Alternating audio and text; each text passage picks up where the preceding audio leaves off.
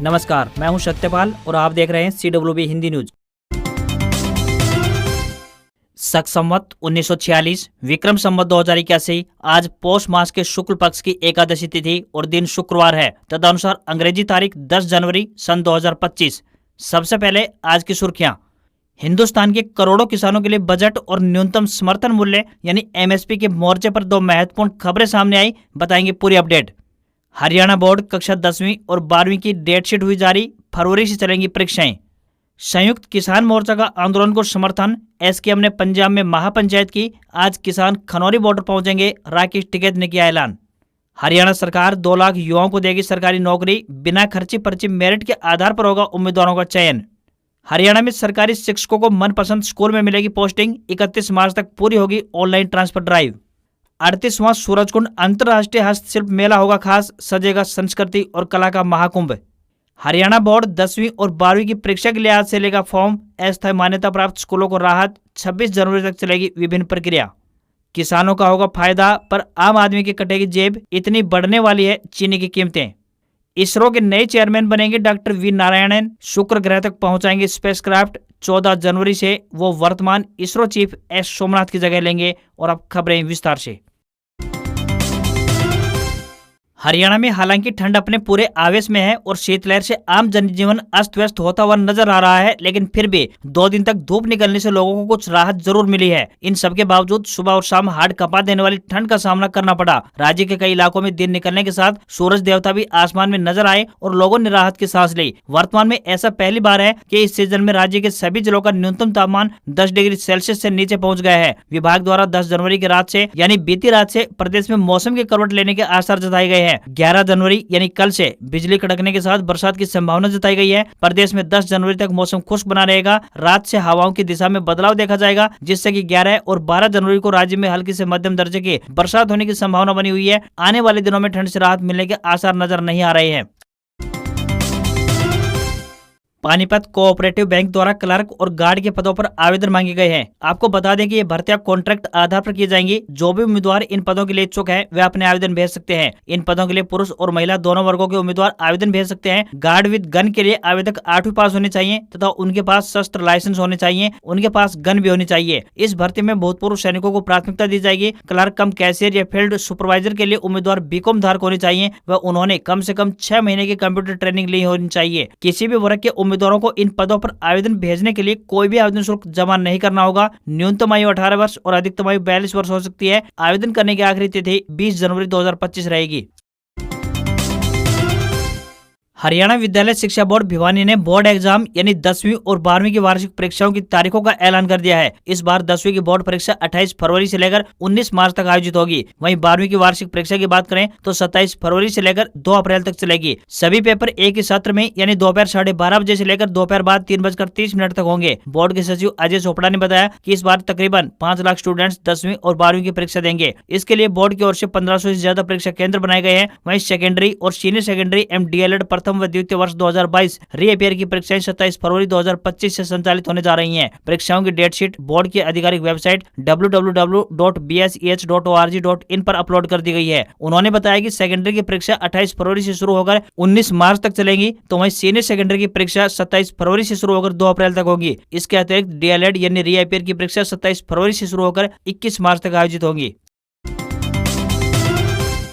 पंजाब के मोगा में संयुक्त किसान मोर्चा यानी SKM की महापंचायत की गई। इसमें फैसला लिया गया है कि सभी किसान संगठन शंभू और खनौरी बॉर्डर पर चल रहे किसान आंदोलन का सहयोग एकजुटता के साथ करेंगे। इसके लिए महापंचायत में प्रस्ताव पेश किया गया, जिस पर सभी यूनियनों के नेताओं ने सहमति जताई है। ऐसा पहली बार होगा जब इस किसान आंदोलन में SKM और इसमें शामिल किसान यूनियनें शामिल होंगी। इससे पहले तकरीबन 11 महीने से केवल जगजीत सिंह डल्लेवाल का संयुक्त किसान मोर्चा यानी गैर राजनीतिक और श्रवण सिंह पंधेर का किसान मजदूर मोर्चा ही शंभू और खनौरी पर मोर्चा संभाले हुए हैं। वहीं आज यानी शुक्रवार 101 किसानों का जत्था 6 मेंबरी कमेटी के साथ खनौरी मोर्चे पर जाएगा। वहां मोर्चे के नेताओं के सामने महापंचायत में पास किया गया प्रस्ताव रखा जाएगा। वहां भी प्रस्ताव पर सहमति ली जाएगी। इसके बाद 15 जनवरी को एकजुटता के लिए पटियाला में मीटिंग की जाएगी। इसमें संघर्ष को लेकर आगे की रणनीति बनाई जाएगी। महापंचायत में भारतीय किसान यूनियन के नेता राकेश टिकैत ने कहा कि हमारी तालमेल कमेटी खनौरी मोर्चे पर जाएगी। अगर पंजाब की जत्थेबंदियां एक हो जाएंगी तो पूरा देश एक हो जाएगा। अभी आंदोलन पंजाब की जमीन पर है, इसे अन्य राज्यों में लेकर जाना होगा। टिकैत का कहना है कि जब तक किसान आंदोलन उन राज्यों में नहीं जाता जहां भाजपा की सरकार है, तब तक इसका असर केंद्र सरकार पर नहीं पड़ेगा। हमारे कुछ साथी अनशन पर हैं। अनशन को आज 45 दिन बीत चुके हैं। हमें दुख है कि सरकार उनकी नहीं सुन रही है। सरकार का यह रवैया ठीक नहीं है।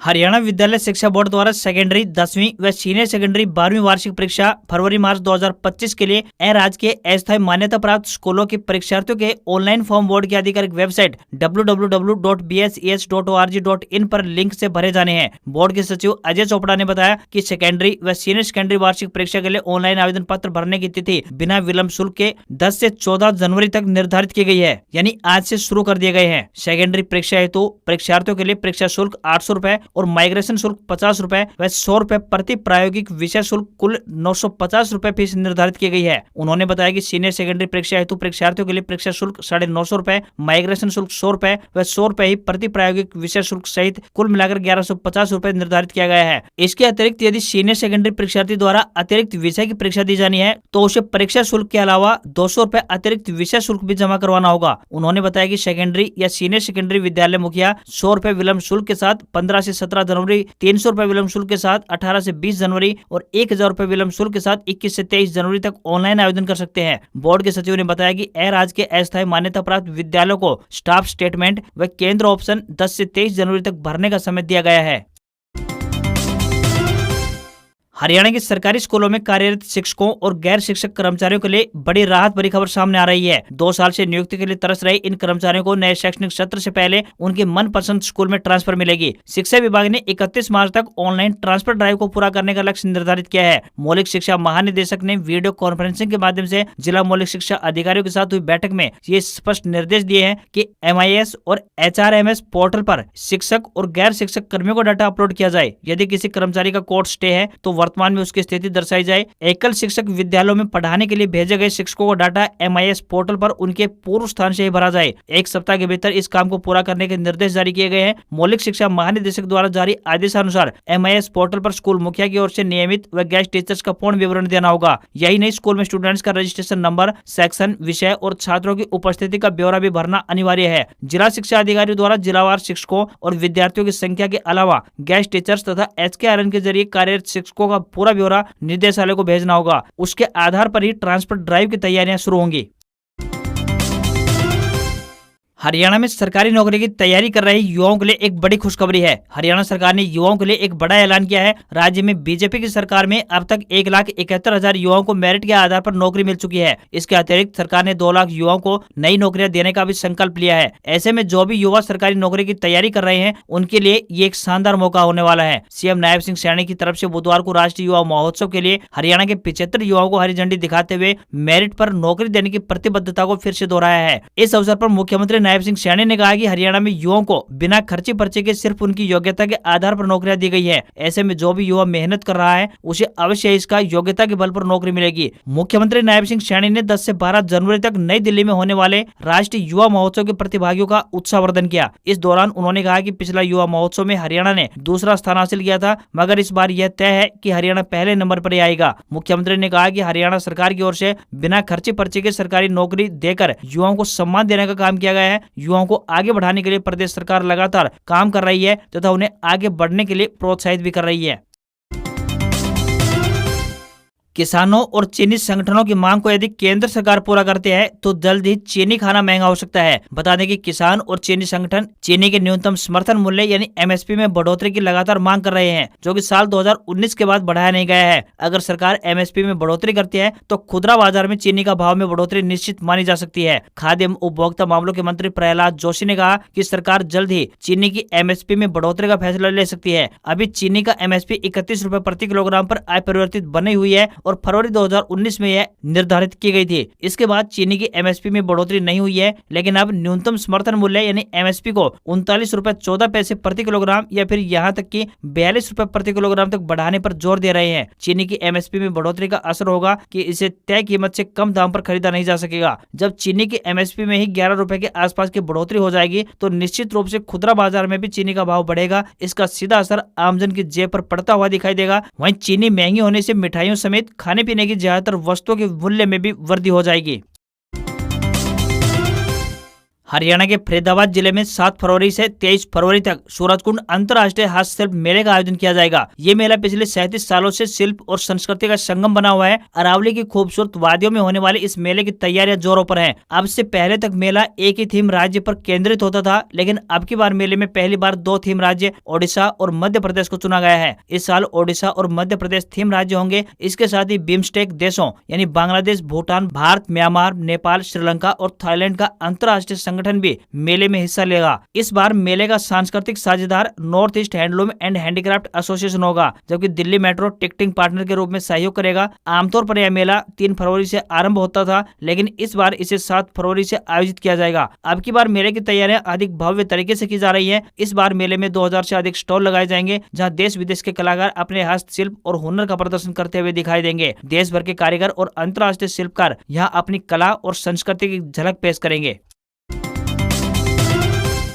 राजधानी दिल्ली में विधानसभा चुनाव की तारीखों का ऐलान हो चुका है और सभी राजनीतिक दलों ने इसके लिए अपनी कमर कस ली है। बीजेपी भी इस बार चुनाव जीतने के लिए अपनी पूरी ताकत झोंके हुए है। इसी कड़ी में हरियाणा के दिग्गज नेताओं को भी चुनाव प्रचार के मैदान में उतार दिया गया है। इन चुनाव में मुख्यमंत्री नायब सिंह सैनी, पूर्व सीएम मनोहर लाल खट्टर के साथ कई दिग्गज नेता राजधानी में पार्टी प्रत्याशियों के लिए वोट मांगते हुए नजर आएंगे। गुरुग्राम और फरीदाबाद जैसे बड़े जिलों का सीधा संपर्क दिल्ली से है। यहाँ से काफी संख्या में नौकरी पेशा और व्यापारी वर्ग दिल्ली आते जाते हैं। इसके अलावा हरियाणा के 12 जिले दिल्ली एनसीआर क्षेत्र में आते हैं, जिनकी वोटर संख्या भी काफी प्रभावशाली है। ऐसे में हरियाणा के नेताओं का प्रभाव बीजेपी के पक्ष में चुनावी माहौल को बदलने में अहम भूमिका निभा सकता है। इन चुनाव में खुद सीएम सैनी स्टार प्रचार की भूमिका निभाते हुए दिखाई देंगे। दिल्ली में रह रहे हरियाणा के प्रवासी और ओबीसी मतदाताओं पर सैनी का विशेष प्रभाव पड़ सकता है। केंद्रीय मंत्री और पूर्व मुख्यमंत्री मनोहर लाल खट्टर भी सीएम सैनी के साथ चुनावी थाल ठोकते हुए नजर आएंगे। उधर हरियाणा से लोकसभा सांसद व केंद्रीय राज्य मंत्री राव इंद्रजीत अपनी बेटी आरती राव और राज्यसभा सांसद किरण चौधरी की बेटी श्रुति चौधरी के साथ दिल्ली में चुनावी मैदान में नजर आएंगे।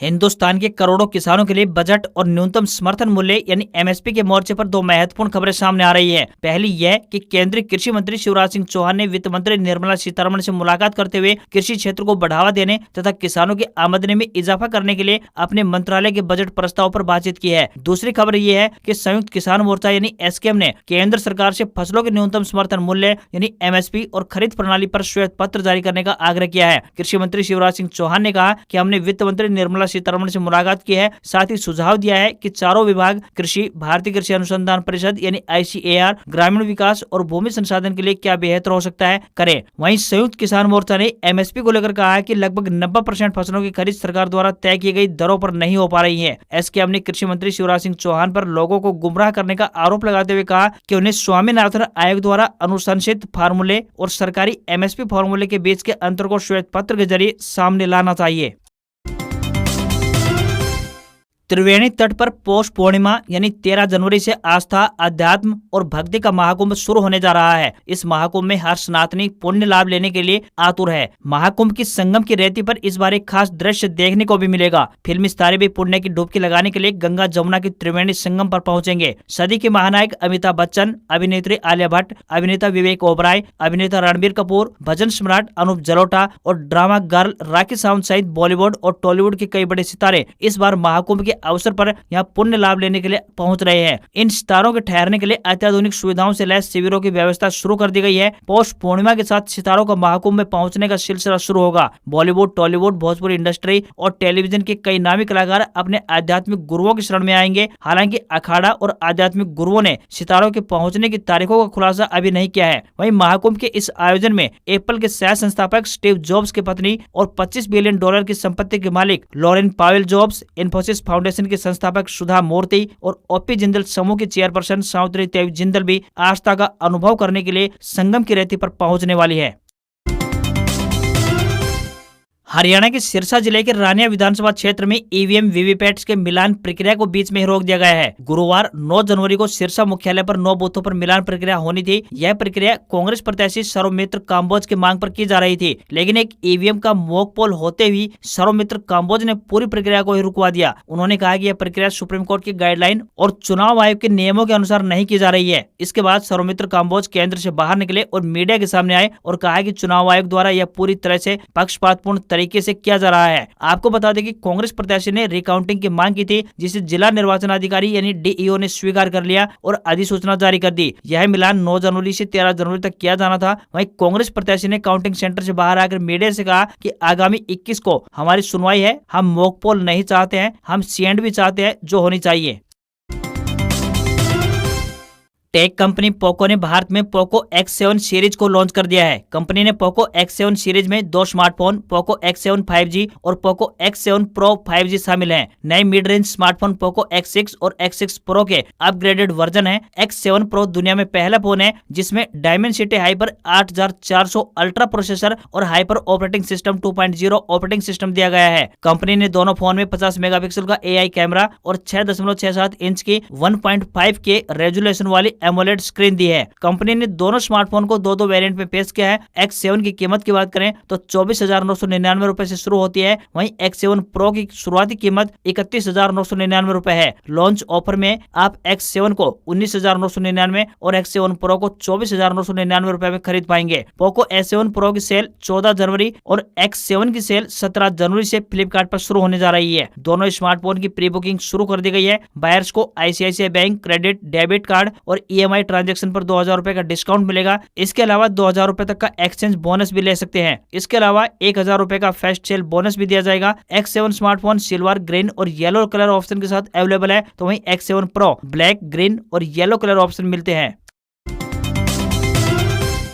भारतीय शेयर बाजार में सेंसेक्स 528 अंक की गिरावट के साथ 77,620 के स्तर पर बंद हुआ। निफ्टी में भी 162 अंक की गिरावट रही और ये 23,526 के स्तर पर बंद हुआ। सेंसेक्स के 30 शेयरों में से 21 में गिरावट और 9 में तेजी देखने को मिली। निफ्टी के 50 शेयरों में से 34 में गिरावट और 16 में तेजी रही। HDFC bank, Larsen and Toubro, TCS और रिलायंस ने बाजार को नीचे गिराया, जबकि महिंद्रा एंड महिंद्रा, कोटक महिंद्रा बैंक और हिंदुस्तान यूनिलीवर ने सेंसेक्स को ऊपर खींचा। एशियाई बाजार में जापान के निक्केई में 0.94% की गिरावट और कोरिया के कोस्पी में 0.034% की तेजी देखने को मिली, तो वहीं चीन का संघाई कंपोजिट इंडेक्स 0.58% की गिरावट के साथ बंद हुआ। 10 ग्राम 24 कैरेट सोना 254 रुपए बढ़कर 77,618 के स्तर पर पहुंच गया, तो वहीं 1 किलोग्राम चांदी की कीमत 297 रुपए बढ़ गई है, जो कि 89,800 रुपए प्रति किलोग्राम पहुंच गई। दिल्ली में 10 ग्राम 22 कैरेट सोने की कीमत 72,750 रुपए और 10 ग्राम के 24 कैरेट सोने की कीमत 79,350 रुपए पहुंच गई है। आज खबरों में बस इतना ही। देखते रहिए आपका अपना हरियाणा का सबसे बेहतरीन news channel CWB Hindi news. नमस्कार। इसी आशा के साथ आपका दिन शुभ रहे।